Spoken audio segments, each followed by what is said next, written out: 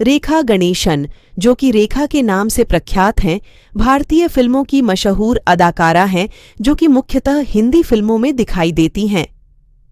अपनी वर्सटैलिटी और हिंदी फिल्मों की बेहतरीन अभिनेत्री मानी जाने वाली रेखा ने अपने करियर की शुरुआत 1966 में बाल कलाकार के तौर पर तेलुगु फिल्म रंगुल्ला रतलाम से ये की थी।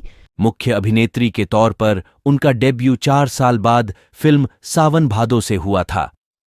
वे अपने लुक्स को लेकर हमेशा चर्चा में रहीं और 1970 तक आते आते वे अभिनेत्री के रूप में स्थापित हो गईं। रेखा ने अपने 40 सालों के लंबे करियर में लगभग 180 से ऊपर फिल्मों में काम किया है। अपने करियर के दौरान उन्होंने कई दमदार रोल किए और कई मजबूत फीमेल किरदार को पर्दे पर बेहतरीन तरीके से पेश किया और मुख्यधारा के सिनेमा के अलावा उन्होंने कई आर्ट फिल्मों में भी काम किया, जिसे भारत में पैरेलल सिनेमा कहा जाता है। उन्हें 3 बार फिल्म फेयर पुरस्कार मिल चुका है, 2 बार सर्वश्रेष्ठ अभिनेत्री का और 1 बार सर्वश्रेष्ठ सह अभिनेत्री का, जिसमें क्रमशः खूबसूरत, खून भरी मांग और खिलाड़ियों का खिलाड़ी जैसी फिल्में शामिल हैं। उमराव जान के लिए उन्हें सर्वश्रेष्ठ अभिनेत्री का राष्ट्रीय फिल्म पुरस्कार भी मिल चुका है। उनके करियर का ग्राफ कई बार नीचे भी गिरा, लेकिन कि उन्होंने अपने को कई बार इससे उबारा और स्टेटस को बरकरार रखने के लिए उनकी क्षमता ने सभी का दिल जीता।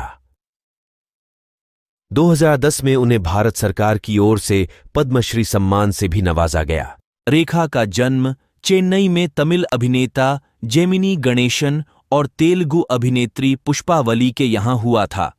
उनके पिता अभिनेता के तौर पर काफी सफल हुए और रेखा भी उन्हीं के पदचिन्हों पर चलीं। वे तेलुगु को अपनी मातृभाषा मानती हैं। वे हिंदी, तमिल और इंग्लिश भी अच्छे से बोल लेती हैं। Rekha popular church park convent, Chennai की एल्यूमिनाई रही है। रेखा ने अभिनय क्षेत्र में करियर बनाने के लिए पढ़ाई छोड़ दी।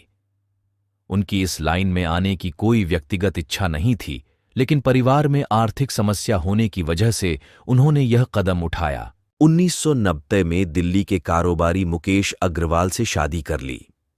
अफवाह यह भी उड़ी कि उन्होंने 1973 में अभिनेता विनोद मेहरा से शादी की, लेकिन 2004 में सिमी ग्रेवाल के टीवी इंटरव्यू में मुकेश के साथ उनकी शादी का खंडन किया और उन्हें अपना वेलविशर बताया।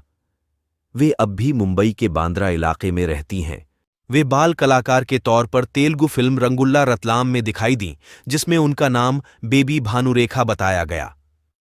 1959 में हीरोइन के रूप में उन्होंने अपना डेब्यू सफल कन्नड़ फिल्म आई नैपरेशन जैकपॉट नल्ली CID 9999 से किया था, जिसमें उनके हीरो राजकुमार थे। उसी साल उनकी पहली हिंदी फिल्म अनजाना सफर रिलीज हुई थी। फिल्म के एक किसिंग सीन के विवाद के चलते यह फिल्म नहीं रिलीज हो पाई।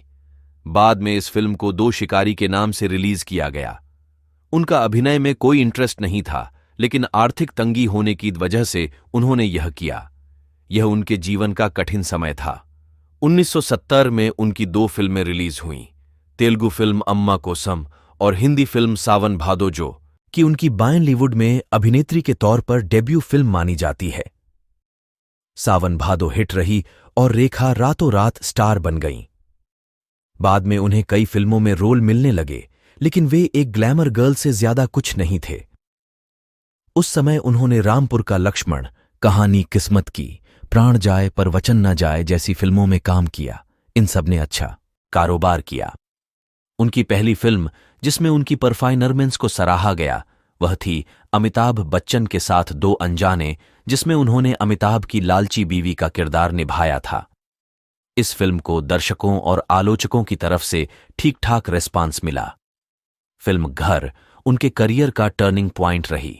यह फिल्म उनके करियर का माइलस्टोन रही और फिल्म में उनके अभिनय को आलोचकों और जनता दोनों ने काफी सराहा। इस फिल्म के लिए उन्हें सर्वश्रेष्ठ अभिनेत्री के तौर पर पहली बार फिल्म फेयर पुरस्कार में नामांकित किया गया। उसी साल आई फिल्म मुकद्दर का सिकंदर में वे एक बार फिर अमिताभ बच्चन के साथ दिखाई दीं। यह फिल्म उस साल की बड़ी हिट रही और रेखा उस समय की सबसे सफल अभिनेत्रियों में शुमार हो गईं। फिल्म की काफी तारीफ हुई और रेखा को सर्वश्रेष्ठ सह अभिनेत्री का के तौर पर फिल्म फेयर पुरस्कार के लिए नामांकित किया गया। 1980 में वे कायनामेडी फिल्म खूबसूरत में दिखाई दीं, जिसके निर्देशक आशिकेश मुखर्जी थे, जिनके साथ रेखा का पिता बेटी का रिश्ता बन चुका था। यह फिल्म भी सफल हुई और रेखा को उनकी कायनामिक टाइमिंग के लिए सराहा गया।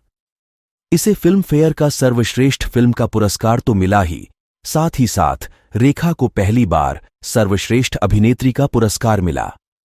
इसके बाद से अग्रणी फिल्म निर्देशकों ने रेखा को और नोटिस किया और अपनी फिल्मों में उन्हें कास्ट करने की खासी रुचि दिखाई। उनकी अमिताभ बच्चन के साथ आई ज्यादातर फिल्में हिट हुईं। उनका अमिताभ के साथ अफेयर मीडिया मने काफी चर्चा का विषय भी बना रहा, क्योंकि अमिताभ पहले से शादीशुदा थे। इसके बाद आई यश चोपड़ा की फिल्म सिलसिला में वे अमिताभ और जया भादुड़ी के साथ नजर आईं। फिल्म में रेखा ने अमिताभ की प्रेमिका की भूमिका निभाई, तो वहीं जया ने अमिताभ की पत्नी की भूमिका निभाई। इस दौरान उन्होंने अपनी हिंदी को भी काफी सुधारा, जिसके लिए मीडिया में उनकी काफी तारीफ हुई। 1981 में आई उनकी उमराव जान। यह फिल्म उनके करियर की बेस्ट फिल्मों में से एक रही और इस फिल्म के लिए उन्हें सर्वश्रेष्ठ अभिनेत्री का राष्ट्रीय पुरस्कार भी दिया गया। इसके बाद भी उनकी कई फिल्में आई जो कि काफी हिट हुईं। 1990 के दौरान रेखा की सफलता में गिरावट हुई। उन्होंने कई ऐसी फिल्मों में काम किया जो कि खास कारोबार भी नहीं कर पाईं और आलोचकों से भी अच्छी प्रतिक्रियाएं नहीं मिलीं। इस दौरान श्रीदेवी और माधुरी दीक्षित जैसी अभिनेत्रियां भी चर्चित हो गईं। इसके बाद उन्होंने कामसूत्र, ए टेल ऑफ लव और खिलाड़ियों का खिलाड़ी जैसी फिल्मों में काम किया। खिलाड़ियों का खिलाड़ी ने काफी अच्छा कारोबार किया और फिल्म उस साल की सबसे ज्यादा कमाई करने वाली फिल्मों में से एक रही। इस फिल्म में पहली बार रेखा ने मैडम माया का निगेटिव किरदार निभाया था। फिल्म में अक्षय कुमार और रवीना टंडन भी थे। 2000 आते आते उन्होंने फिल्में कम कर दीं और कुछ ही फिल्मों में दिखाई दीं। इस दौरान वे फिल्म बुलंदी में दिखाई दीं। 2001 में वे फिल्म लज्जा में दिखाई दीं। फिर वे राकेश रोशन की फिल्म कोई मिल गया में ऋतिक की मां के किरदार में पर्दे पर आईं, तो वहीं फिल्म परिणीता में एक आइटम नंबर भी करती हुई नजर आईं।